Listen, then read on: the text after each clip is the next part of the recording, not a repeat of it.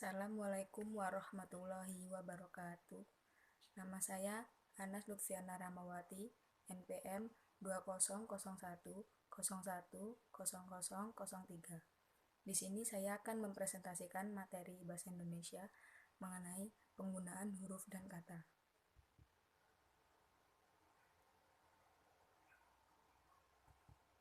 A. Huruf besar atau kapital. 1. Huruf kapital dipakai sebagai huruf pertama dalam menuliskan ungkapan yang berhubungan dengan nama Tuhan dan kitab suci, termasuk kata ganti untuk Tuhan. Contoh, Allah.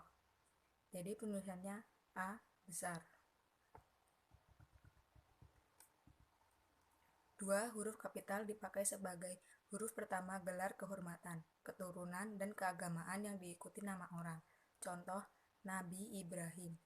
Jadi penulisannya N besar, I besar.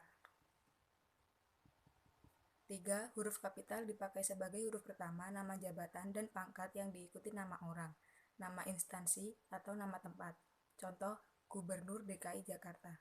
Jadi penulisannya Gubernur G besar, DKI besar semua, Jakarta J besar. 4. Huruf kapital dipakai sebagai huruf pertama nama bangsa, suku, dan bahasa. Contoh, bangsa Indonesia. Jadi penulisannya bangsa B-nya kecil, Indonesia I-nya besar. 5. Huruf kapital dipakai sebagai huruf pertama nama tahun, bulan, hari, hari raya, dan peristiwa sejarah. Contoh, tahun Masehi. Jadi penulisannya tahunnya kecil, Masehi M-nya besar. Bulan Agustus, B kecil, A besar. 6. Huruf kapital dipakai sebagai huruf pertama nama khas dalam geografi. Contoh, Teluk Jakarta. Jadi penulisannya T besar, J besar. 7. Huruf kapital dipakai sebagai huruf pertama nama resmi badan, lembaga, pemerintah, dan ketatanegaraan, serta dokumen resmi. Contoh, Kementerian Dalam Negeri dan Undang-Undang Dasar 1945. 8. Huruf kapital dipakai sebagai huruf pertama kata penunjuk hubungan kekerabatan, seperti bapak, ibu, saudara, kakak, adik, dan paman yang dipakai sebagai kata ganti atau sapaan. Contoh, itu apa bu? Surat bapak sudah saya terima. Jadi penulisan bapak menggunakan huruf kapital. 9. Huruf kapital dipakai sebagai huruf pertama kata ganti Anda. Contoh, terima kasih atas perhatian Anda. Jadi penulisannya kata Anda pada kalimat tersebut hanya besar. B. Penulisan huruf miring.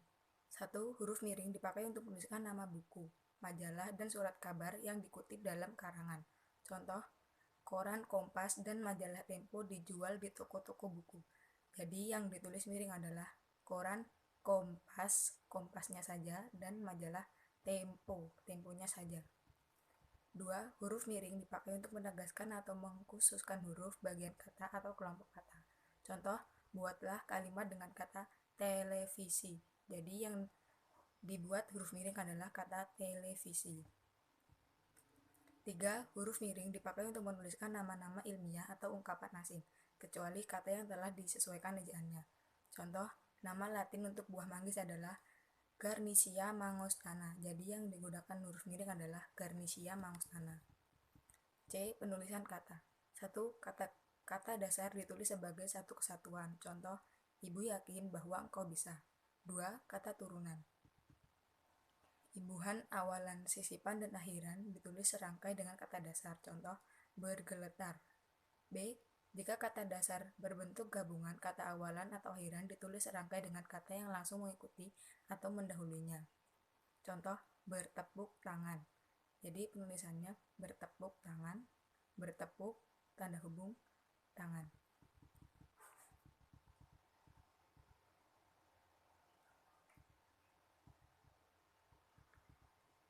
C. Gabungan kata.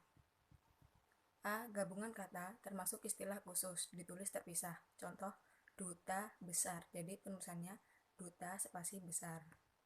B. Gabungan kata termasuk istilah khusus yang mungkin menimbulkan kesalahan pengertian. Dapat ditulis dengan tanda hubung atau menegaskan pertalian. Contoh, anak istri saya. Jadi penulisannya anak tanda hubung istri saya. D. Kata ganti dan kata depan. Kata ganti kau, ku, mu, nya ditulis serangkai. Contoh, kumiliki. Jadi penulisannya langsung kumiliki, bukan ku spasi miliki. B. Kata depan atau preposisi di, ke, dari ditulis terpisah, kecuali yang sudah lazim seperti kepada, daripada, keluar. Contoh, di dalam. Penulisannya di spasi dalam. E. Kata si dan sang. Kata si dan sang ditulis terpisah. Contoh, sang harimau marah kepada sang kancil. Jadi penulisannya sang spasi harimau dan sang spasi kancil. F. Artikel, singkatan, dan akronim. Partikel lah, kah, dan tah ditulis serangkai. Contoh, bacalah, apatah. Partikel pun ditulis terpisah, kecuali yang lazim dianggap padu, seperti adapun, bagaimanapun, sekalipun. Contoh, apapun. Penulisannya apa spasi pun. B. Akronim dan singkatan. Akronim adalah singkatan yang berupa gabungan huruf awal, suku kata ataupun huruf, dan suku kata dari deret kata yang diperlakukan sebagai kata. Singkatan adalah bentuk kependekan yang terdiri atas satu huruf atau lebih. Singkatan nama gelar sarjana kesehatan DR, D besar R kecil, dipakai untuk gelar doktor, sedangkan DR, D kecil R kecil untuk gelar dokter kesehatan. Singkatan nama resmi lembaga pemerintah dan ketatanegaraan, badan atau organisasi, nama dokumen resmi yang terdiri atas huruf kapital tidak diikuti tanda titik.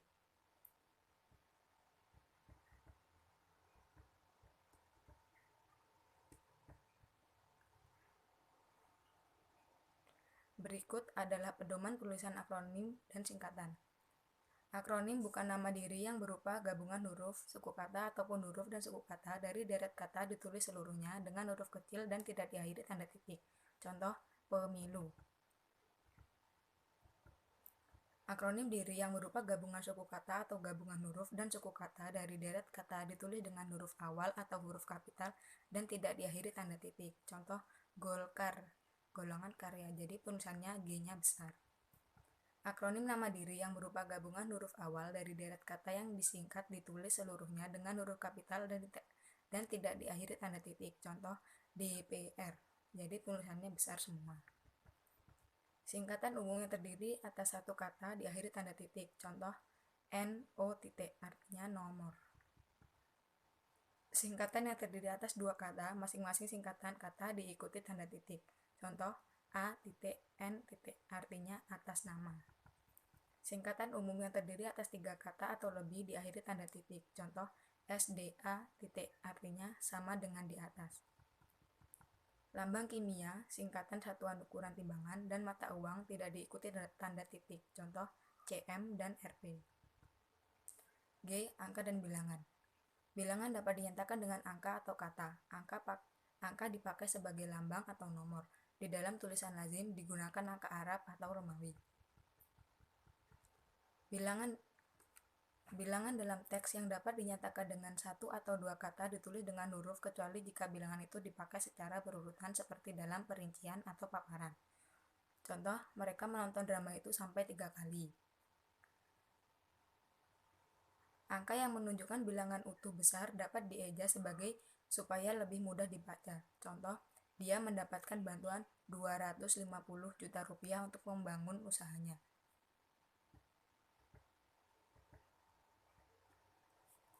Demikian presentasi dari saya, kurang lebihnya saya mohon maaf, saya akhiri. Wassalamualaikum warahmatullahi wabarakatuh.